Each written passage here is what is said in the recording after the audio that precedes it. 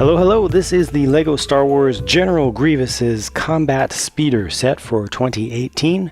No worries about spoilers here. This is from the Clone Wars, and one specific episode of the Clone Wars at that.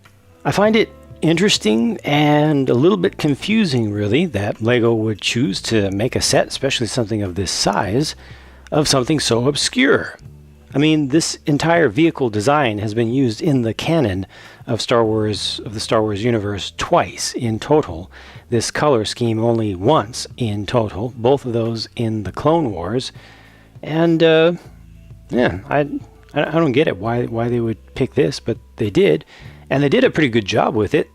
They captured the proportions pretty well. Maybe it could be a little bit narrower, but the shaping of stuff is pretty good. The textures are okay. The stickers are very important for accuracy. The only thing is, I wish it was a little bit smaller, and then it would be cheaper, and Grievous would look taller. It just would be more accurate and make more sense, you know? Cheap sets, cool. Small sets, cool. Doing things that are obscure for the fans, cool. But, I don't know. If you're familiar with the real thing, if you will, perhaps this angle will help to underscore the issue I have with its size and scale. You know, it really just needs to be miniaturized a bit more, and then it'll be, or would have been, pretty perfect.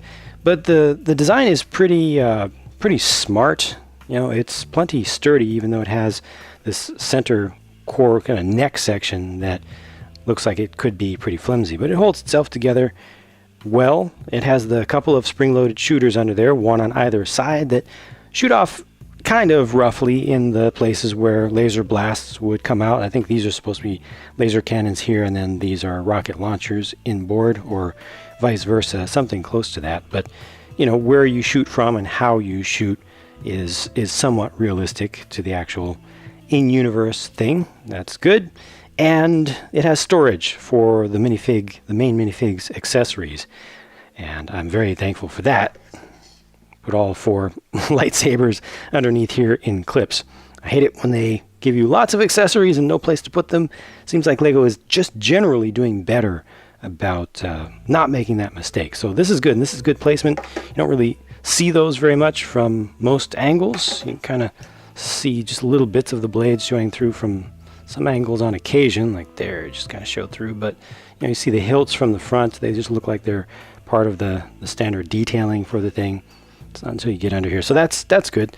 Yeah, just, you know, smart design, but again, an obscure thing.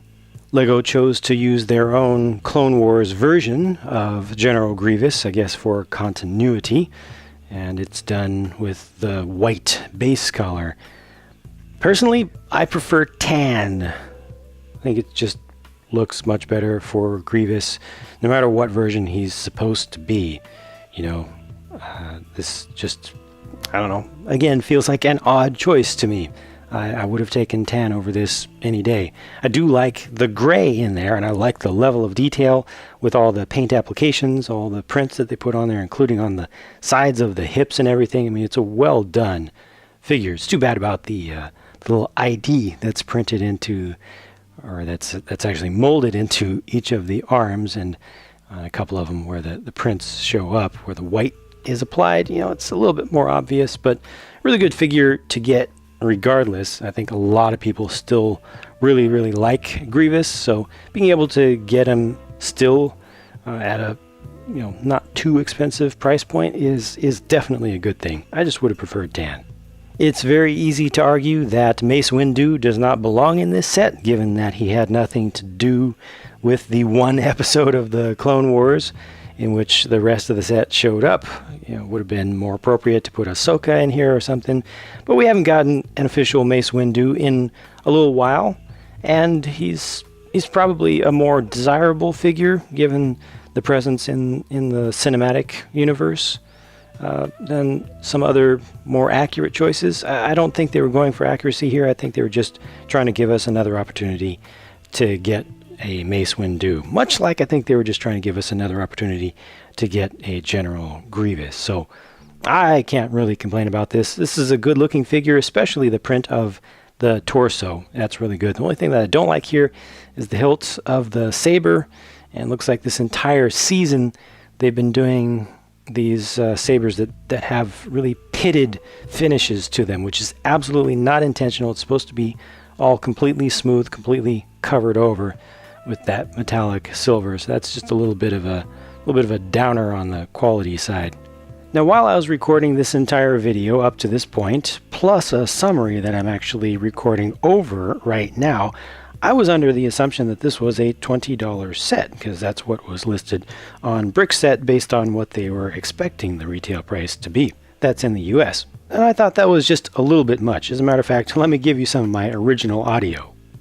Ultimately, this is a $20 set in the US, which is not a lot, but personally I would have preferred shrinking this down just a little bit and putting it at $15 to $17, especially given that it only has 2 figures. I think that at this price point it should come with 1 more figure, then I would have been completely satisfied with it on a value basis.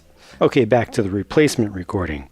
So as I edited this video, I rechecked all the stats and description on Lego.com and noticed that it said the price was $29.99, so $30 US, and I thought that was a mistake because Lego itself hasn't started selling it through its own website, even though other retailers have had it for some time now. And then I rechecked my own receipt from the big purchase that included this, and it showed up at $29.99, so 30 bucks. Now, given that I thought 20 was just a little bit, possibly just a tad bit much, 30 is ridiculous. I mean, at 25, I would be recommending that you wait for a discount, which is not something I very frequently tend to do. But at 30, that feels to me at least 50% overpriced for what you get. Forget about price to part ratios. The price that you pay for the amount of stuff you get here just ain't right. I mean, I know Lego has a whole little department that's just dedicated to budgeting out the prices of different sets for different lines, and as part of that process you will end up with some sets that seem a bit overpriced and some sets that seem like really good deals or perhaps underpriced relative to the average. But this is an extreme outlier here. It's something that I personally just can't find it in my heart to forgive. This is kind of like the Lego City gas station from a while back. It's just way out there and kind of ridiculous, to be honest. So not a bad set, but a terrible, terrible price. One last thing I want to cover, because I know a lot of viewers will really focus on this, that the angle of the control sticks shows up differently depending upon where you look at it on the box, another part of the box, and in the instructions. So if you get this, just set it up however feels comfortable to you. It's definitely not a big deal. Thanks for watching. I'll talk to you again soon. Hello, I wish I was a little bit taller. I wish I was a baller. I wish I had a girl who looked good, I would call her. Wish I had a rabbit in a hat with a bat and a 6'4" ball.